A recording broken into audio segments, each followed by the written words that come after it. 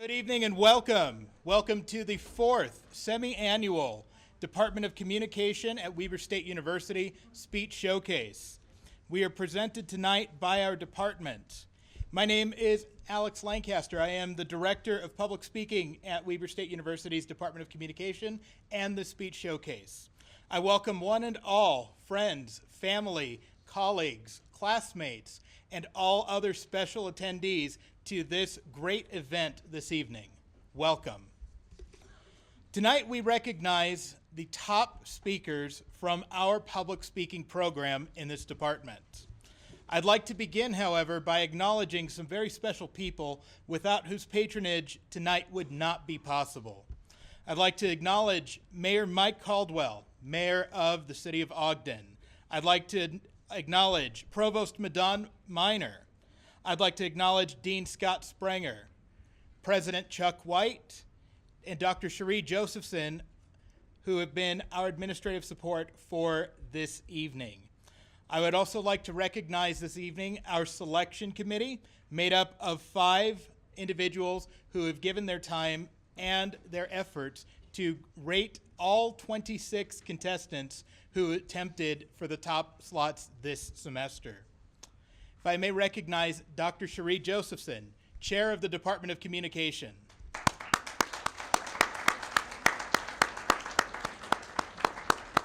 If I may recognize Dr. Colleen Packer, Professor, Department of Communication.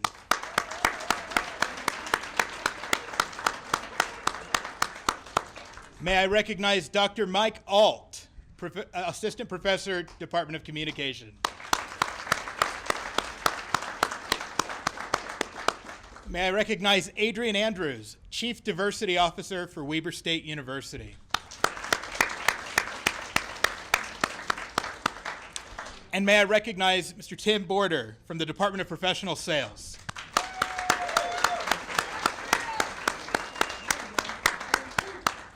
In addition, I would also like to thank all Communication 1020 instructors, our public speaking instructors, who nominated students to participate and compete this past Saturday in our Selection Saturday event.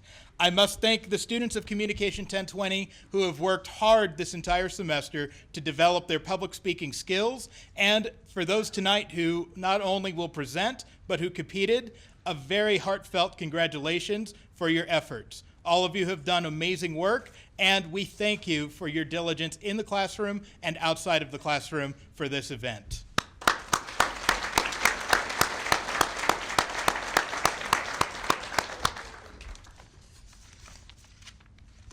Our Speech Showcase is an event that we host every semester for the last 4 semesters, including the current fall semester. This event is designed to recognize those speakers who have gone above and beyond the call of the public speaking class, who speak on topics that are not only noteworthy for their academic achievement, but topics that are going to continue to be of interest to the wider audience in the city, in the state, in the country, and in the world. Tonight you will hear such topics as post-traumatic stress disorder, guarding families and children from pornography, the power of praise, the current bail system and the justice system, the gender wage gap, and the price that you are willing to pay for a college education. I believe we can all see some personal connection to these great topics tonight and to these great speakers. These speakers who are speaking tonight have competed first in an elimination round this past Saturday, in which they presented to our panel of 5 committee members. Those who have made it to this level, both competitors and finalists, are deserving of our praise for having selected important topics, for having presented themselves extremely well, and for having represented not only themselves, their classes, but Weber State University. May I ask for a big round of applause for all speakers again.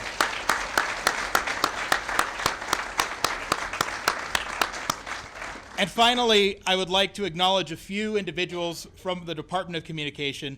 I would like to start with Mr. Omar Guevara, our Selection Saturday host, the members of the Weber State University debate team who assisted him, the volunteering members of other courses and departments. I'd like to also recognize Mr. Brent Warnock, our Speech Showcase planner, Ms. Kim Smith, our Weber Speaks coordinator, Mr. Mark Merkley, our former coordinator of the 1020 courses and the Speech Showcase, Ms. Sonia Green, our administrative assistant, and Ms. Sherry Love, our administrative assistant. Your hard work and your dedication to this event is what makes this a continued success. Once again, ladies and gentlemen, I thank you for being here tonight, and I hope that you enjoy the phenomenal speeches that you will hear shortly. Tonight, I would like to please begin with recognizing all members of the participation for our selection Saturday. If you would please rise and remain standing when I call your name.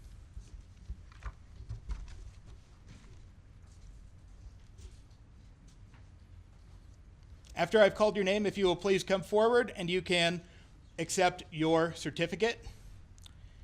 J.J. Bitton.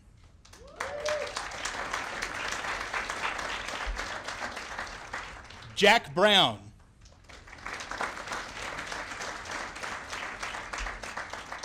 Jade Cheyenne. Oh. Jack Burton.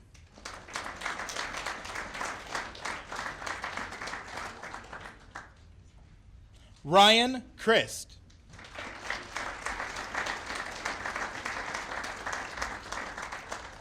Kaylee Christensen.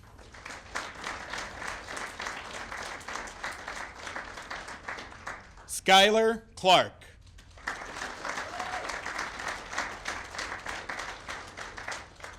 Connor Daly.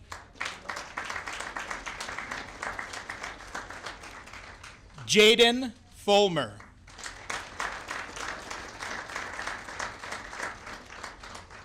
Cody Harap.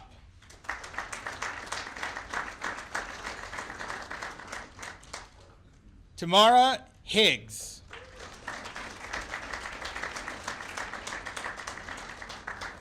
Tim Isom.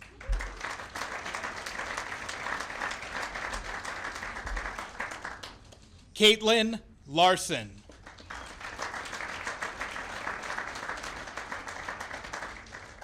Jacob Lowe.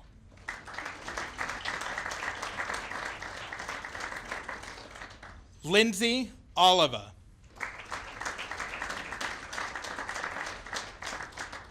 Ryan Roberts.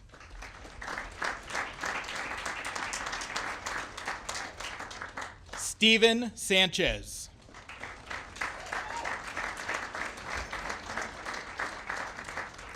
Sonia Shoot.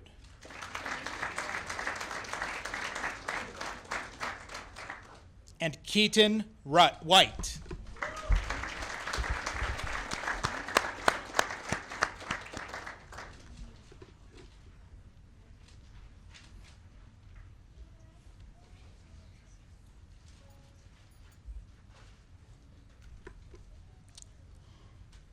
We would now like to continue with the main event of our program tonight.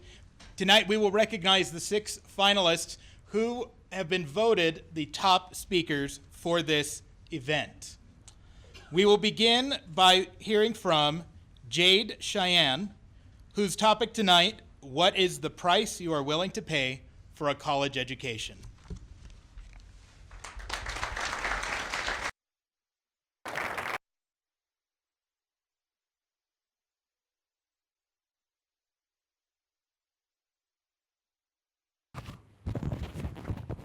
Hello?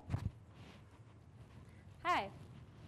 What is the price that you are willing to pay for a college education? According to Business Insider, college tuition has risen 37% since my parents' generation has gone to college. What is this going to do? This is going to create a deficit of over 5.5 million jobs. Most college students today, like I, work 1, if not 2 jobs to afford a college education. However, some students are turning to alternative methods to further their college education. Sugarbaby University was created by Seeking Arrangements founder Brandon Wade. Seeking Arrangement specifically targets college students. Any college student, even Weber State, you can use your student email, sign up, and within minutes, you have access to over millions of wealthy men and women looking to further your education, but at a price. What makes Seeking Arrangement stand out? They specifically target college students. There are over 4.4 million sugar babies on the site. Of the 4.4, 62%, that's over 2.5 million college students, are college students looking to further their education. What's even more staggering is the ratio of sugar daddies to sugar babies is 8-to-1. Now, how is this relevant? How is this relevant to Utah? If you look at the map, you'll notice that, well, yes, primarily seeking arrangements does target East Coast schools, but Utah includes Utah State University, Weber State, University of Utah, and yes, even Brigham Young University. Seeking arrangements was first brought to me by my friend. She was studying at Utah State University. She was an athlete. She had half a scholarship, which meant she had to work. While going to school and taking the recommended 12 credit hours, that's 12 hours in class. You're also encouraged to spend 3 hours outside of class. That's 48 hours a week that you are in school. She had to get a job. She worked 20 credit hours. She did her practices, and she had to make her games. Her grades started to slip. A teammate came forward to her and told her about seeking arrangements. Within a week, she found a sugar daddy. She was able to quit her job, and she was able to graduate Utah State University as an athlete and graduate 100% debt-free. She later realized she wanted to further education. She moved to New York City, the Big Apple. She's attending to get her master's and will graduate this spring, once again, debt-free. She's gone on trips all over the world, and so with her success and the average sugar baby making about $3,000 a month as a college student, I was curious. I did my research, and a student from Brigham Young University came forward to me. She was offered $3,000 to have sexual relations with a man for one night without a condom. For a semester's tuition, she is now HIV positive. A semester paid for, but a lifetime of mistakes. So, now how is this relevant? How is this relevant to Utah State, to Weber State? I went on the site. I did some digging on my own. I was immediately offered exotic vacations, all expense paid shopping sprees, and my college tuition paid for. With every good offer, there were 5 worse. They made me question my morals, and frankly, they were degrading. But it wasn't the offers that I was getting, it was who was offering them to me. This was one of 10 Weber State alumni who reached out to me. He immediately asked me where I lived and if I lived alone. Red flag questions, right? I told him I lived in the dorms and I had roommates. And yet, he didn't care. He didn't care about my safety. He didn't care about my roommate's safety. He didn't care about the safety of the reputation of Weber State. So, I'm asking you, what is the price that you're willing to let your grandchildren, your daughters, your son, your nieces and your nephews, what price are you willing to let them pay in order to receive a college education? It's quite sad, really. Instead of handing out diplomas and titles of academic scholar, athlete, even Greek alum, we're handing out far worse things. We're handing out risks for STDs. We're handing out labels of homewrecker, sellout, and prostitute. So I ask you, what price are you willing to pay to afford a college education? And what price are you willing to let the future generations of American students pay to further their education and better their life?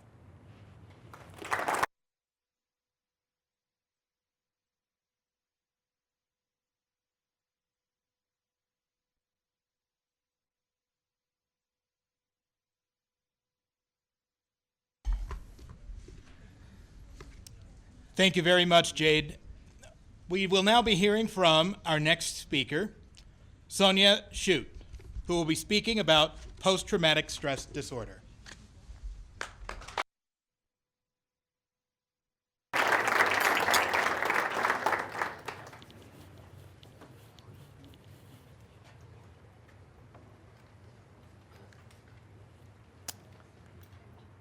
All right, to begin, I'd like to tell you a story about my dad. My dad served in the U.S. military. During his most recent years in service, he served in Afghanistan. During his tours in Afghanistan, he was affected by an illness known as PTSD, or also post-traumatic stress disorder. Now, during the next 8 months after his return from his deployment, this PTSD would slowly creep into his life, so slowly that we were unaware of it. Unfortunately, this PTSD overtook my dad's brain, and my dad did the unthinkable. On July 14th, 2016, my dad committed suicide. Now, my dad wasn't alone that day. According to the Veteran Affairs Office, 22 vets commit suicide on a daily basis. That's roughly 8,000 a year, and that's only for those that have been accounted for. Think about all of those that haven't. As one can see, PTSD is a serious illness, and therefore today, I'd like to discuss what is PTSD, what are some symptoms of PTSD, and treatment methods, and what are some organizations that you can partake in to go help fight this illness. So what exactly is PTSD? PTSD is a mental disorder that occurs after someone has experienced a traumatic event in his or her life. As one can understand, traumatic events are different for everyone. Therefore, there's many different types of PTSD. However, there are three main types. PTSD through the military, this includes all military branches, contractors, and civilians. All people going overseas are being affected traumatically. PTSD through sexual assault. One can understand that sexual assault not only affects you physically, but also mentally and emotionally. And lastly, PTSD through natural disasters. In a natural disaster, not only are you at risk of losing your family, your friends, your pets, but you're also losing your home, your foundation, where all your memories are stored. Therefore, I'd like to now move on to some symptoms and some treatment methods of PTSD. There's two main types of treatment methods, psychological and medicinal. In the medicinal category, there's two main symptoms, chronic pain and depression, both of which are serious. Therefore, it is highly advised to go get medical treatment. For the psychological treatment, there are two main symptoms as well, insomnia and fear of public and/or certain situations. When one with PTSD falls asleep, they are fearful because they don't want to relive their traumatic event. The same with going out in a public place or in a certain situation because they feel vulnerable to that traumatic event occurring once again. Therefore, it is advised for them to go seek psychological help so that way they can rewire their brain to create positive emotions instead of negative ones and help themselves integrate themselves back into society. Next, I'd like to talk about some organizations. The National Alliance to End Veteran Suicide focuses on military PTSD. Their main goal is to highly train volunteers to go out and educate people to make them aware about PTSD, for research, so that way people can learn about PTSD and we can do more research to find more symptoms and treatment methods to solve this illness. And lastly, their main focus is for community collaboration. They want to go into communities and get them to work together to help fight PTSD within their own town. Now, don't think you're alone if you have PTSD and it's not through the military.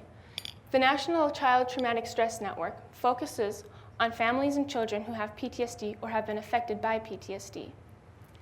Their main goal is to make people aware that it's okay to take legal action.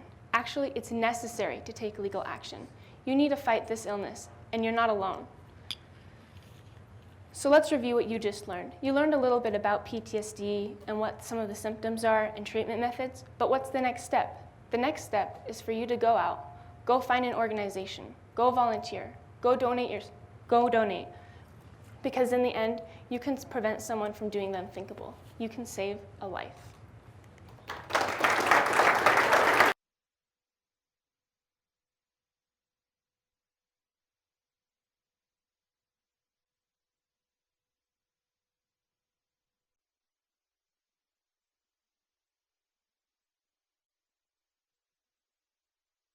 We will now hear from our next speaker, Tamara Higgs, who will speak on protecting children and families from pornography.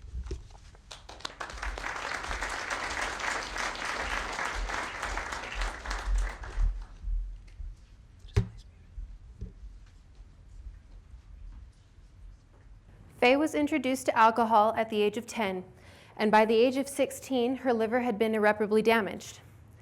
Alex was introduced to pornography by the age of 9, developed an erectile dysfunction, and by the age of 19 was unable to be aroused by sexualized images or events.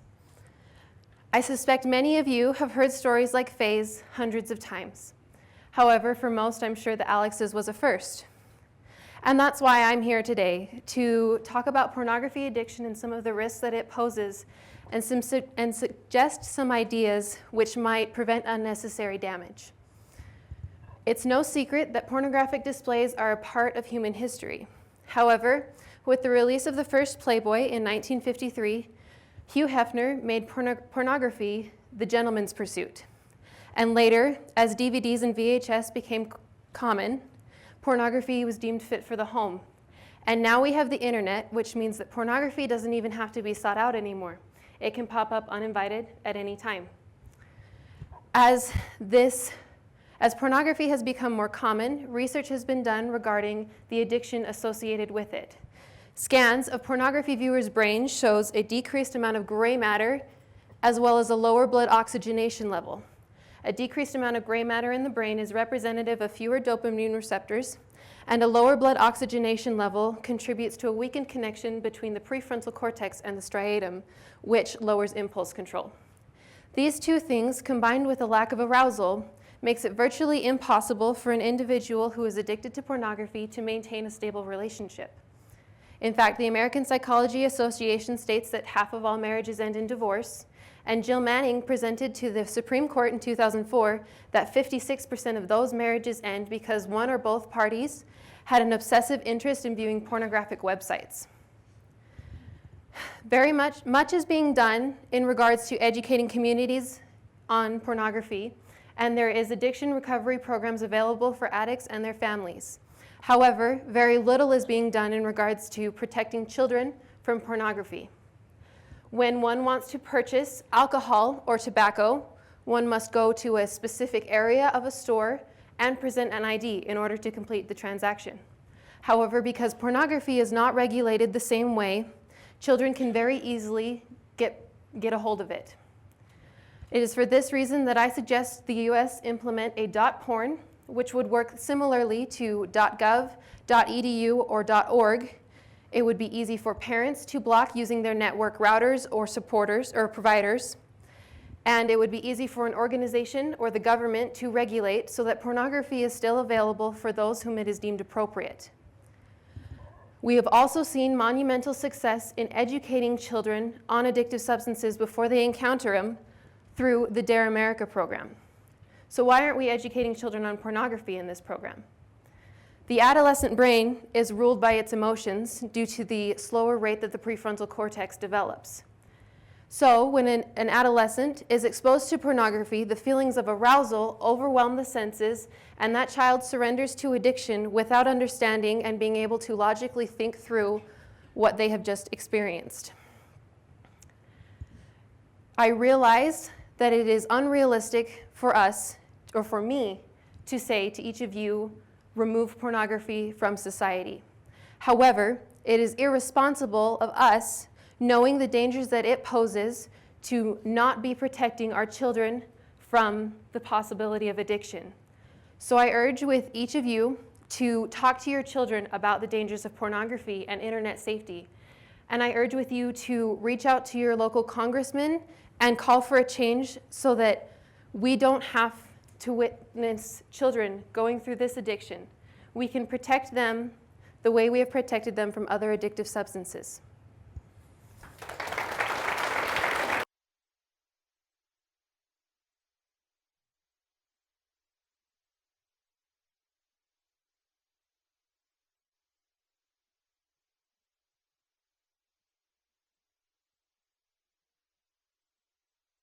Now hear from our fourth speaker this evening, Skylar Clark, who will be talking about the power of praise.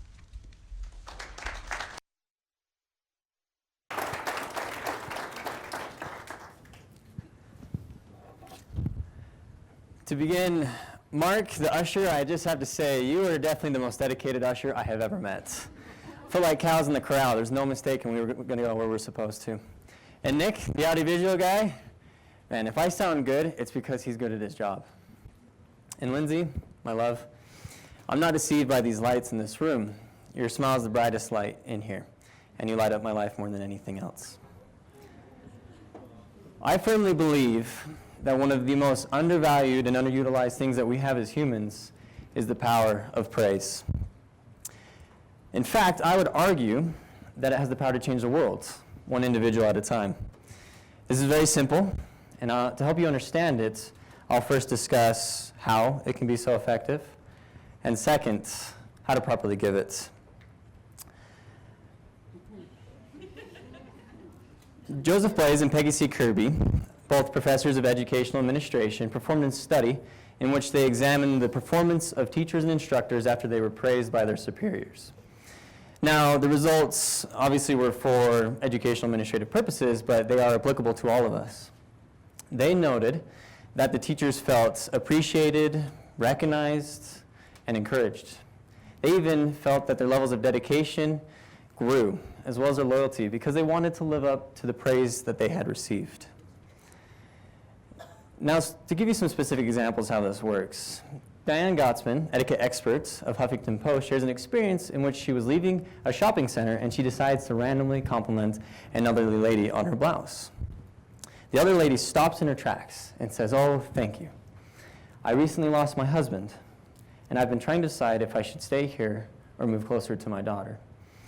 Your smile, I noticed, but it is when you complimented my favorite orange blouse that I knew I'd received an answer to my prayer." Or a personal experience. I'm terrified of singing, and it is because I truly believe that I am very poor at it. But as a missionary for the Church of Jesus Christ of Latter-day Saints at a multi-missionary conference, I decided to ignore this fear, and I sang loudly and proudly. As we were singing, this missionary in front of me suddenly turned around and with a big smile on his face said, "Elder Clark, you have the voice of an angel." And then he turned around and kept singing. Now in my mind, I was convinced he was lying because I can hear myself too. But my heart was lifted, and still to this day, I try to sing loudly and proudly. Now this is all good when said, but these results are only possible if they're properly given. And the cardinal rule to remember when giving praise is you have to be brave. Don't miss an opportunity. If you see something good in someone, just tell them. But remember that we have to be specific and genuine. Genuinity is essentially authenticity. You have to believe what you're saying. People can see through it. And those general, boring, and vague compliments, they're easy to forget. But the specific are very difficult to forget and easy to remember. And finally, Gretchen Rubin of Good Housekeeping magazine encourages us that we should not just praise the exceptional, but also the everyday. It's very easy to notice those amazing tasks that people perform because everyone notices them. But it is when we show people that we not only notice but appreciate the little things they do that there begins to be a big difference. In preparation for this speech, I decided to perform an experiment in which I wanted to give one unique person each day praise. And one of the days, I came across a woman named Vicky on the far right. I met Vicky in England. She's a mother of 4, very energetic children. The 4th is not in this picture because she suffers from something called teenagerism. It's a strange disease, a symptom. You can't be photographed with your family. And I've always noticed and felt that she was a wonderful example of someone who was very patient, Christ-like, and loving in their parenting. So I told her. Didn't take me very long. She responded by saying this: "You have no idea how timely your words are. I was having a very difficult day, but you've changed that. Thank you." I don't share this with you to lift myself up in your eyes, but rather to show you how praise really can change the world, one individual at a time. Or in this case, it changed one individual's world. And what's so remarkable about this is we can all do it and it costs us nothing.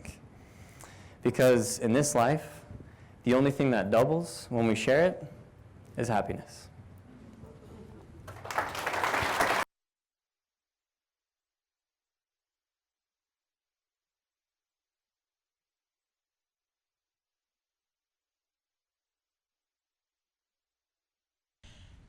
We will now be hearing from our 5th speaker, Kaylee Christensen, who will speak to us about bail and the justice system.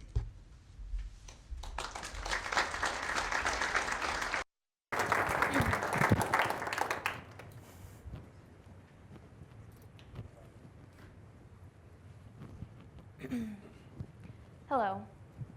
To start with, I'd like all of you to imagine yourselves in this situation. You're walking home one day when you're stopped by the police. Now, you haven't done anything, But they tell you you fit the description of a suspect that they're looking for, so they arrest you and take you to jail. Well, what's next? Popular media would have you believe that you immediately get a trial where you get to prove yourself innocent. But in reality, what's next is bail. Now, I'm sure for the most part you guys aren't personally familiar with bail, so let me tell you a little bit about it. When you're arrested, you will either wait in jail for your trial, or you can pay a set amount to go free, and you'll get that amount back after your trial. In theory, it's a pretty effective system. People want their money back, so they're going to go to trial. But in reality, bail is a severely flawed system that punishes the poor. And no one's story emphasizes this better than the story of Khalif Browder. Khalif Browder went through the same scenario I had all of you imagine. And his bail was set at $10,000. Now, Khalif's family could not pay this amount. So at the age of 16, Khalif went to jail. And the jail he went to was known for its violent inmates.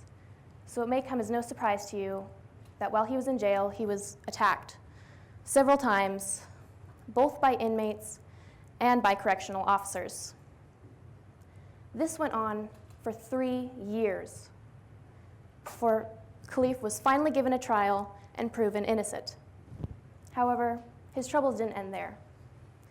He had no high school education, no friends. He didn't really know how to interact with people, and he couldn't find his place in the world. And sadly, he never did, because after several attempts, Khalif succeeded in committing suicide at the age of 22. Khalif's story is a sad one, and although not all stories have the same ending as his, many do have the same beginnings. In fact, a survey of New Jersey's jail population shows that 38.5% of inmates were there solely due to their inability to meet their terms of their bail. And this statistic isn't just common to New Jersey jails.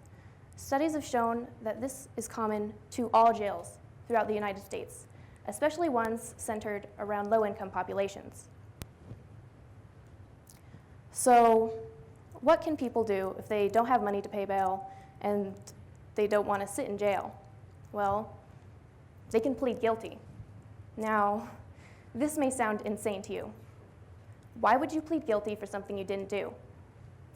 But this is something that attorneys will actually suggest that their clients do, because in some cases, it results in less jail time than if you were to wait for a trial.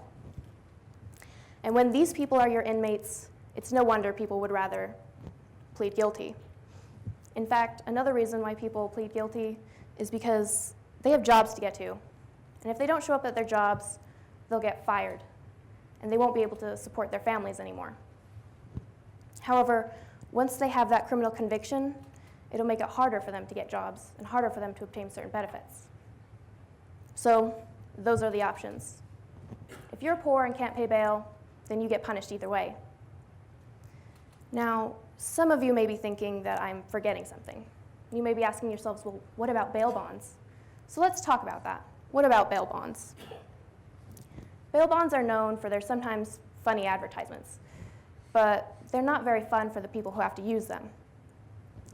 Bail bonds will pay your bail for you, but at the price of a minimum of 10% of what your bail was set at.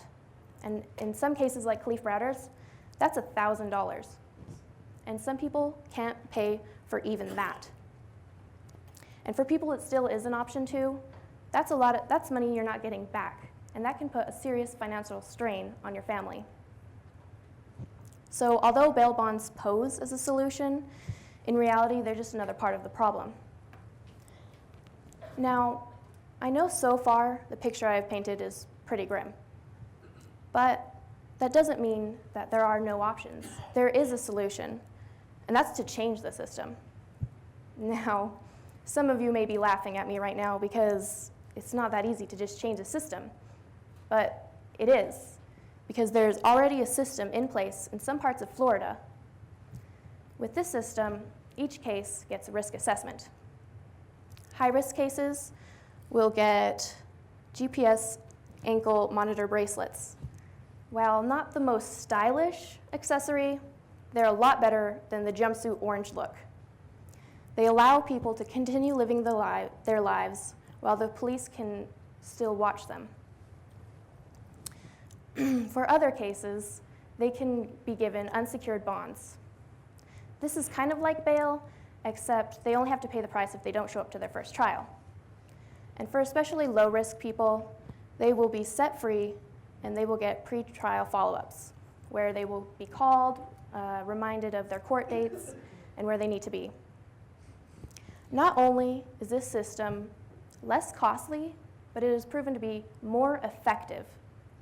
A small change in the system could impact people's lives for the better.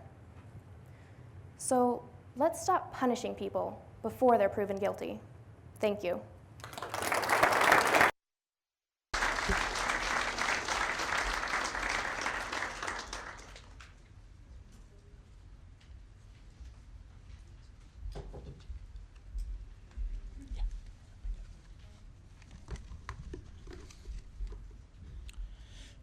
Thank you very much, Kaylee.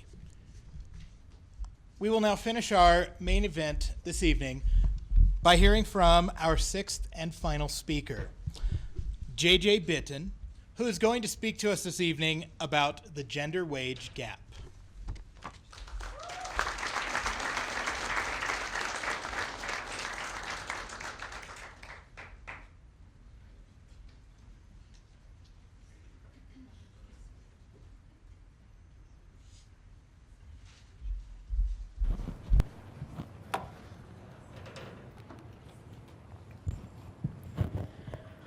What is the definition of a feminist?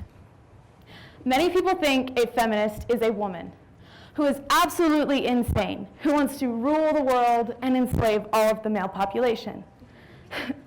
But no, the definition is simple. A feminist is a man or a woman who wants equal pay and equal rights for everybody.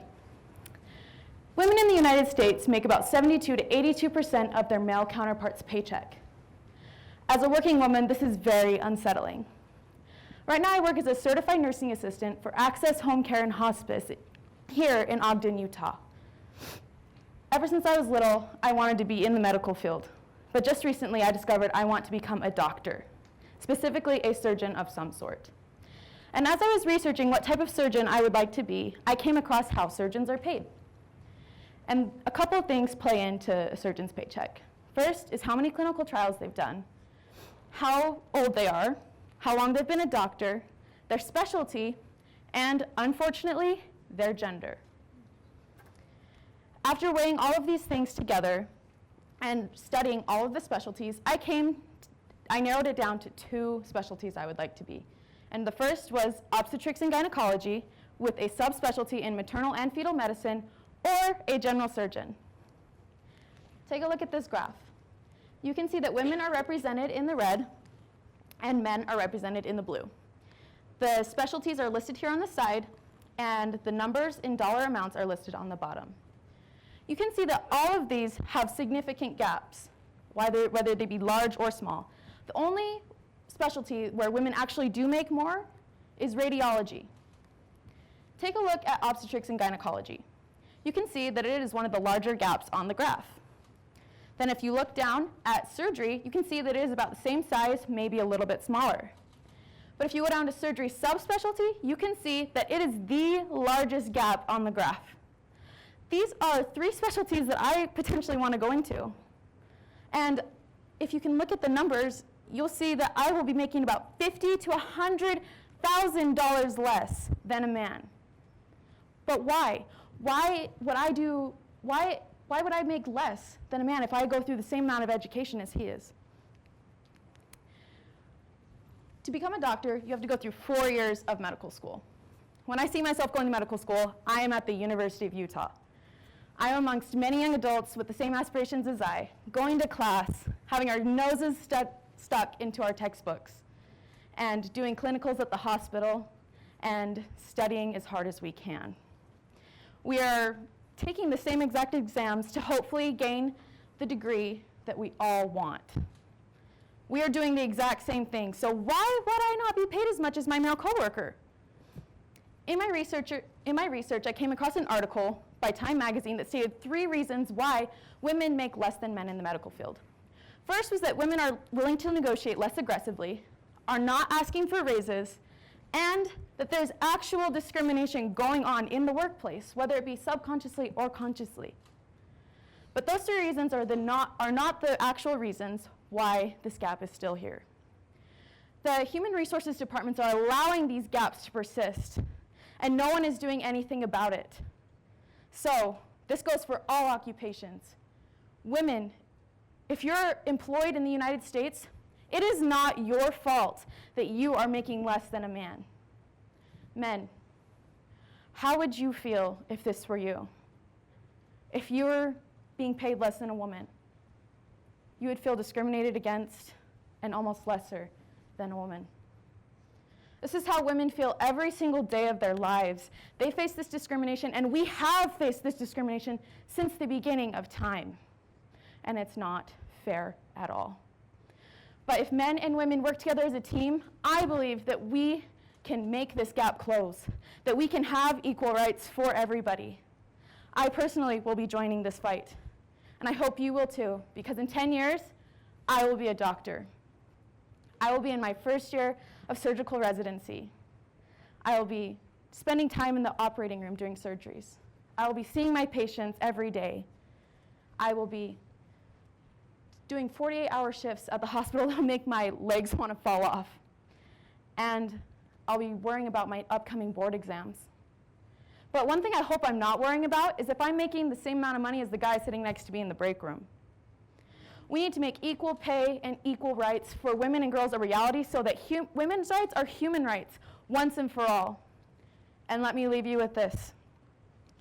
If you are afraid to join this fight in fear of being labeled a feminist, just remember, a feminist is somebody who wants equal pay and equal rights for everybody. And you don't have to be a woman to be a feminist.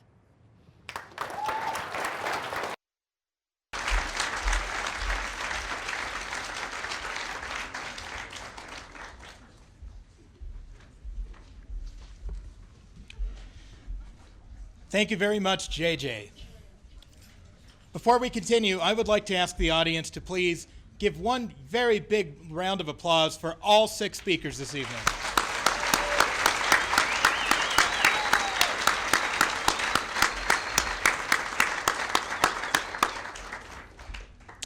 At this time, I would like to please invite Dr. Sheree Josephson to the front as we present our finalists with their honorariums. Finalists, when I call your name, if you will please come up to the front and receive your certificate from Dr. Josephson.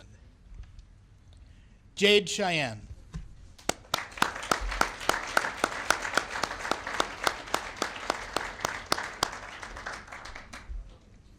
Sonia Shoot.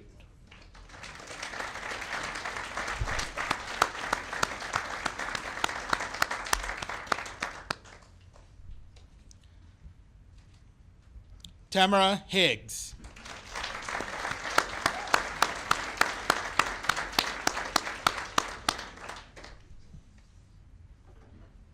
Skylar Clark.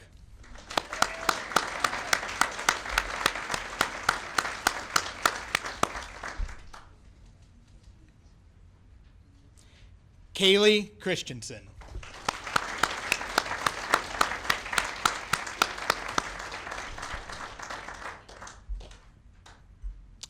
And J.J. Bitton.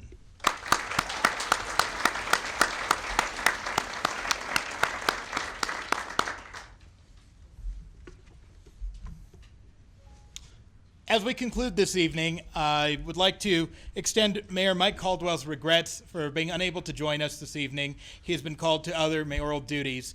But I would like to take this moment to speak to both the finalists, the competitors, and to the audience at large. Our speech showcase represents the best of the rhetorical traditions that have been set for thousands of years. The idea that humans are unique in this earth by our abilities to use words to persuade, to change minds, to change actions, to change values and beliefs. Tonight, we have heard from 6 amazing speakers who have given us the opportunity to question things that we may hold to be status quo, to question things that we may hold to be true, to think about topics that are going to be of importance not only today, but in the near and distant futures. I think it would be remiss if we didn't recognize that today, December 7th, is 65 years since the attacks in Pearl Harbor. And if we can recall that in the wake of these attacks, it was our president, by virtue of a speech, who garnered the support of a country to take us into a time of war. Our speeches tonight do not take us into war. They may take us into a thought that require us to battle our own conscience when it comes time to think about certain topics. Nonetheless, we see tonight the importance and the power of speech when it is used for good. I hope that all of those who competed this evening feel a sense of personal accomplishment as they complete their classes in public speaking. I hope all of them will consider continuing to be both voices of Weber State University and the voices of our community at large. It is people like you who will take our country into a better future. And so I would ask that our audience, once again, for the last time this evening, give one very large round of applause to our finalists and competitors.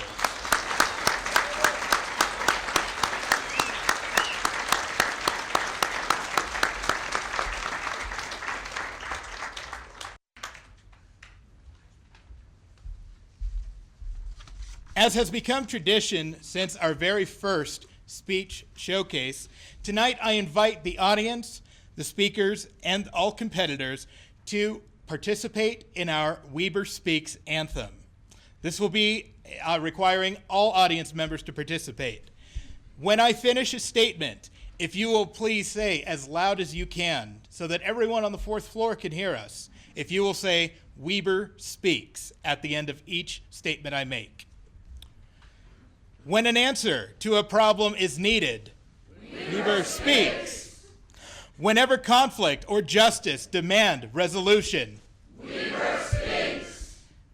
And should fear threaten to silence the voice of freedom, Weber speaks. Thank you, ladies and gentlemen, for being here to celebrate the speech showcase. I wish you one and all a very good evening.